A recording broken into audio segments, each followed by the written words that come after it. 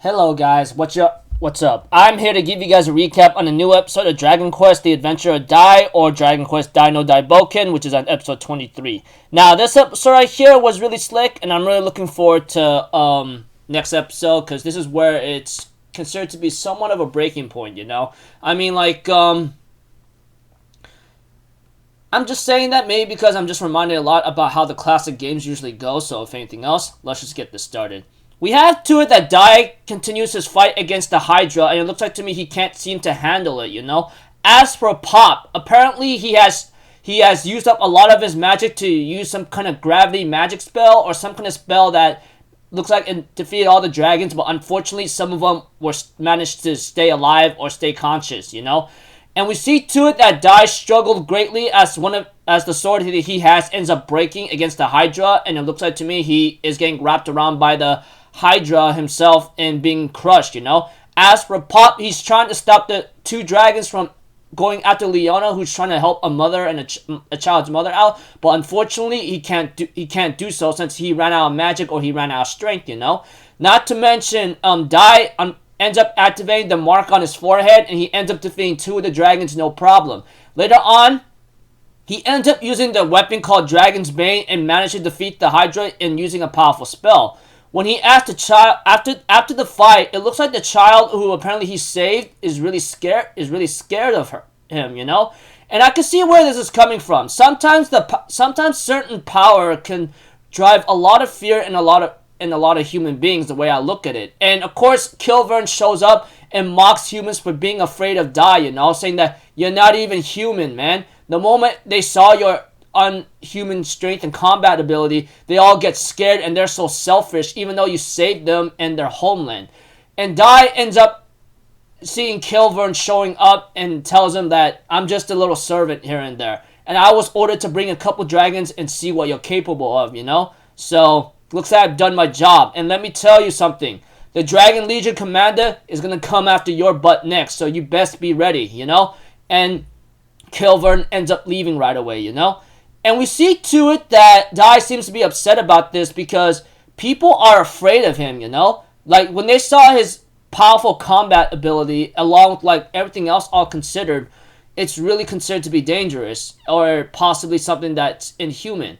I don't know why, but I guess that's how it works in the Dragon Quest world, you know? Sometimes you raise a certain level character, and when they see your immeasurable power, they tend to go, whoa, who the heck are you, man? What are you doing here? Kind of thing. I'm pretty sure that happened in a lot of the Dragon Quest games, if I remember correctly. I mean, like, I'm pretty sure some people were scared, you know, etc. But I think maybe that's me overthinking things. But whatever the case may be, the old witch and her granddaughter end up deciding to take Dai to a certain location where he might be able to find the truth about himself, you know? And therefore, they take him to a certain location at a certain town that seems to be so isolated or ghostly, you know, because it's not really active or populated there. But we also get to know that town is also known to be a place where weapons and everything else will not be created, because you will end up destroying yourself, you know? And they end up entering the country that's north of Bengama, called the Mystic Country, you know? And apparently we see to it that Dai ends up asking, what is this Dragonite whatsoever? And we get to know that from the old lady's sorcerer's granddaughter. She explains that the Dragonite is known to be a very powerful being that's neither human or monster. Apparently he's able to cast so good of a spell, not to mention it could be good or evil. So pretty much when it comes to the Dragonite, I guess, if I have to sum her up correctly without a lot of confusion, it's pretty much a being that's considered to be very strong, and it's never considered to be good or evil or something, you know? It sounds complicated the way how she explains it, but she says that the Dragonite is very strong, and it's not something that the legends really take care of. It's like just nothing more than a story or fairy tale, you know? Etc. But as the episode continues on, the old lady mage ends up telling Dai, if you want to find out for yourself, go down to the temple in the water. You may be able to find your answers there. And we have to that Pop and Leona wants to go with Dai, but Dai says, let me handle this by myself, because, you know, I never realized who I really am, you know? I never thought about it, but people are scared of me, and I don't understand why. And I don't want you guys to hate me, you know? So I need to find out myself. And it looks like to me Dai seems to be spooked out about this, you know? Because it's really bad enough that people are scared of him after he saved them, you know? Because that kind of great power, you know, it could come from almost anybody who trained themselves very greatly.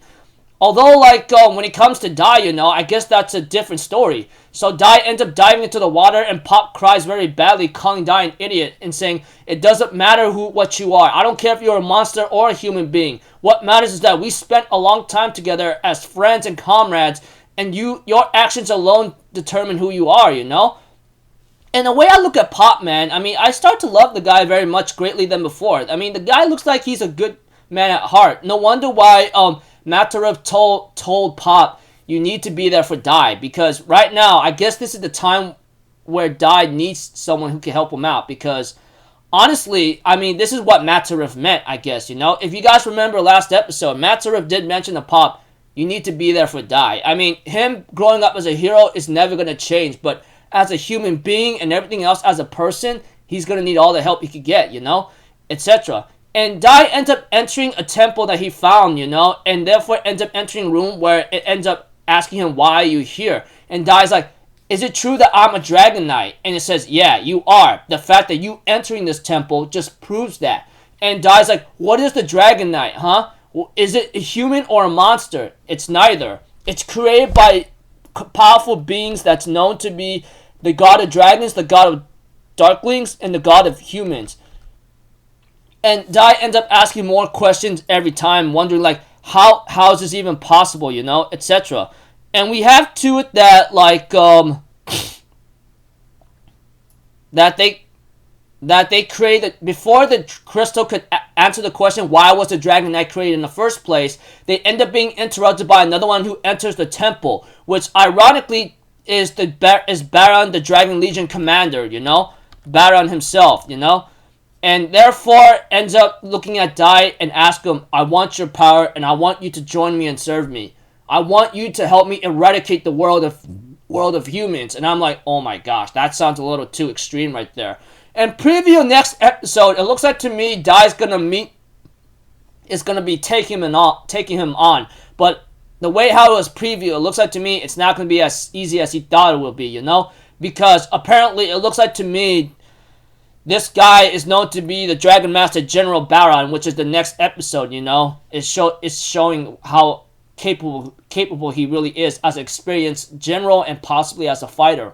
So we'll see how this goes, because apparently Dai is going to possibly meet his match that might be a big obstacle in his way. I don't know, but one thing for certain though is that Dai is neither a human being or monster. The fact that he has that dragon crest and he's considered to be called a Dragon Knight, and it scares people and it frightens him too, it's only going to cause him more mental grief possibly. And that's where Matarev possibly told Pop, "You're going to have to be there for Dai, man." I mean, the fact him being a hero is never going to change, but him as a human being and as a person inside mentally, he's going to need all the help he can get. So I don't know how this is going to work out for Dai, but one thing for sure is like he's going to struggle, man. I mean, like I'm pretty sure anyone who played the Dragon Quest